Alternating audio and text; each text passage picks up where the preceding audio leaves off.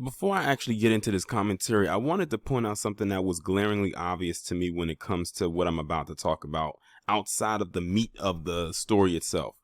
So this story was actually posted up on Twitter. It wasn't sent to me, but I stopped dead in its tracks as I was scrolling through my timeline. I said, I'm gonna go and do a video about this because this is something that needs to be talked about because it's not going to get that much attention, and it definitely should, especially since it definitely affects Black people or FBA in New York, and not just in New York, but across the nation, and how we've been talking about.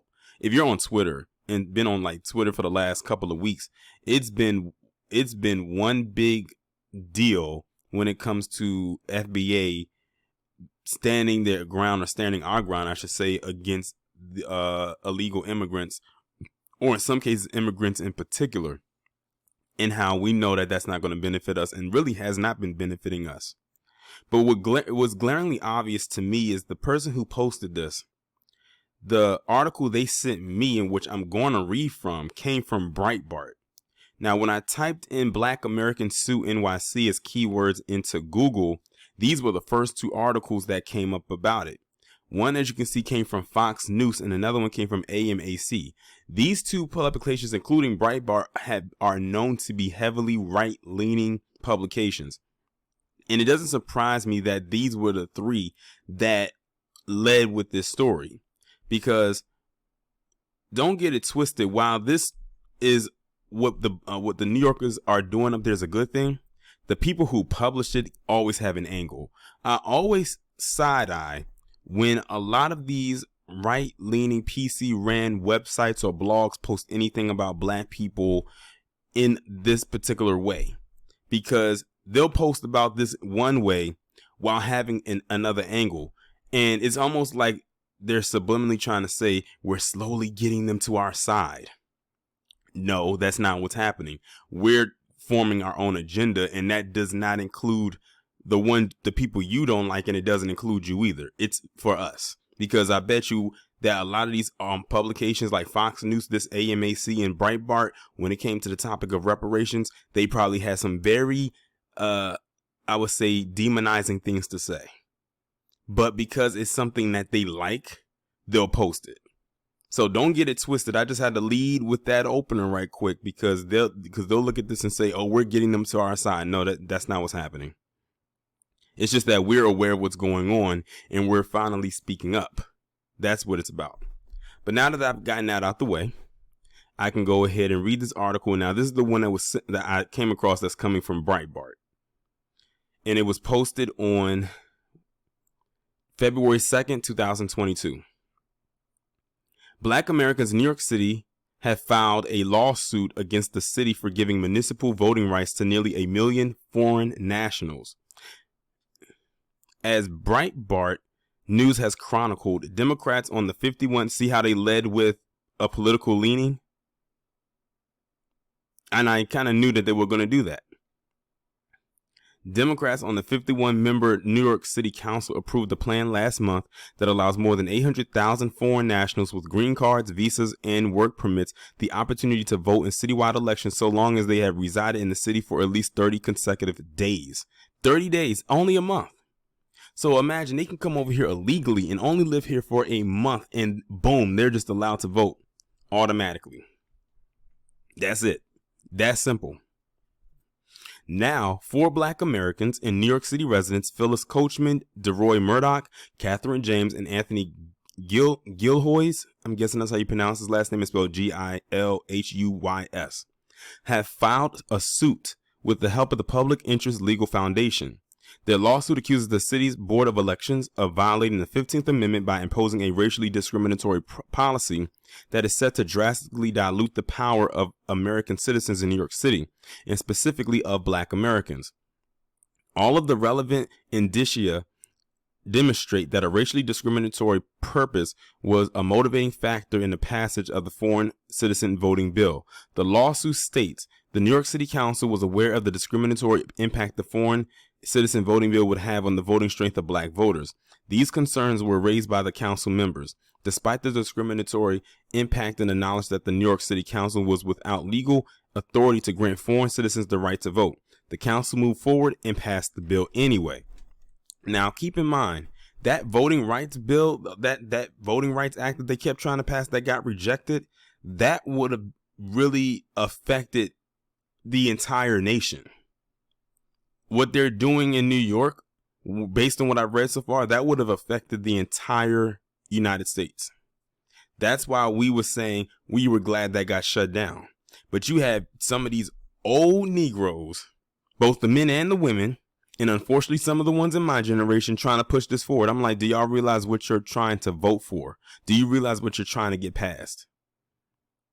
I mean, these 4 black Americans in New York, and I'm willing to bet, because I'm going to be honest, that's why I love the space that we're in with the voices of the new black media, because we over here are literally having a lot of influence on the masses, especially on the internet. If we can't get anywhere else, we are getting this internet on lock. So the message is definitely being heard, because I'm willing to bet some of those people, or maybe all of them, might listen to us. Because I'm gonna be honest, no one else is talking like this on the news. Definitely not on no BNC, that's for damn sure. Only black in name. The lawsuit cites United States Census Bureau data, which shows the policy will shift voting power from New York City's dwindling black American population towards its booming foreign-born population. The sponsors of the bill are aware of this racial composition and passed the bill with the intent to strengthen the power of Hispanic and Asian powers and reduce the power of other racial groups. Of the approximately 1 million foreign nationals in New York City, approximately 488,000 are Hispanic and 343,000 are Asian. Councilman Reverend Ruben Diaz of the Bronx had warned that the policy would dilute the votes of the city's citizens while shifting electoral power to foreign nationals with ties to the United Nations, Wall Street, and the global financial system. This is the second lawsuit to drop against the policy. Last month, the New York State Republican Party naturalized American citizens in a Democrat city. Councilman filed a lawsuit against New York City, alleging the policy is in violation of the state's constitution. The case is Coachman versus New York City Board of Elections in the Supreme Court of New York. Let me just say that I am all for this lawsuit in which they are bringing forward. And first off, let me just say that the black American or the FBA population in New York is very small, because a lot of the people who are in New York who happen to be black or identify as black are not FBA. Like, I knew a lot of people that I went to school with when I was in college who were from New York. I mean, I'm just limited to New York because I knew a lot of people in the tri-state area. A lot of them were not FBA. That doesn't mean I wasn't cool with them, because I'm still cool with them, to this day. But they were not. A lot of them were not black American born. I was, they would say they were black, and I would always say black and it would usually be black and Jamaican or black and Haitian or black and Antiguan or something like that. They had roots that went back to the islands for the most part. There were some that were actually FBA, but there were a lot that were non. And if you go into, New York, it's a melting pot of different cultures and ethnicities in that state, especially within those 7 boroughs and in the city. But I'm sure that anyone who lives there could definitely tell you that. And anyone who's traveled there will tell you that as well. I have a lot of family up there who are scattered through those boroughs. So I would definitely, I would know. But I'm glad that they're standing up and that they're fighting back. It's, so far it's only 4. Hopefully it can be more that could be rallying behind them, because this definitely is going to affect a lot of black people. And it's really, and you notice that it seems like they're targeting or hitting New York the hardest, because like I said, New York is a melting pot of cultures. So they will hit them harder and then they'll spread out everywhere else. Not saying that everywhere else doesn't have a very, I would say, diverse group, but New York really has it. If you've ever been to New York, and if you've never been to New York, get ready for a lot of culture shocks, because you're going to run into a lot of different types of people up there. Trust me. It's going to hit you like a bag of bricks, especially depending on wherever it is that you go. Because, like, of course, like if you go to the Bronx, you're going to see a lot of Puerto Ricans. You go to Washington Heights, you're going to see a lot of Dominicans. If you go to Harlem, I think that's where a lot of the Africans are. Don't quote me on that. If you go to, I forget where, if you go like the Queens, that's where a lot of the Jamaicans are. So like it's a very diverse group, but of course if you go like into the city, that's where like everybody's congregated at. Like you'll run into Haitians, Dominicans, Puerto Ricans, Italians, the French, all types of different people. And of course, in certain parts like in Brooklyn, that's where you find like a lot of the Hasidic or the non-Hasidic Jews, quote unquote, are there. And like I said, I know about this because a lot of the stuff that I'm talking about, I've seen for myself when I've traveled, when I've gone up there to visit family. So I've seen it. I've pretty much seen it all. Then again, I might have not have seen it all, but anyways, shout out to these black American voters, FBA, up there doing their thing and making a little bit of noise, and apparently it's making some noise because it's got their attention. If they don't talk about us in any other way, which they will, but this is the one that they decided to talk about. But like I said, they definitely had an angle because this is their way of saying they're getting off of that Democratic plantation. They love the fact that black people, are leaving, getting off of the quote unquote Democratic plantation. That doesn't mean we're getting ready to run to the Republican plantation either.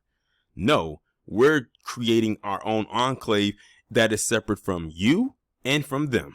So don't get, too excited, about this because it doesn't mean anything for you. That's all I got to say. Y'all let me know what y'all think about this down in the comments. Like, share, subscribe. If you have not done so already, make sure you hit that notification bell and have your notifications set to all so you will be notified every time I upload a new video or go live.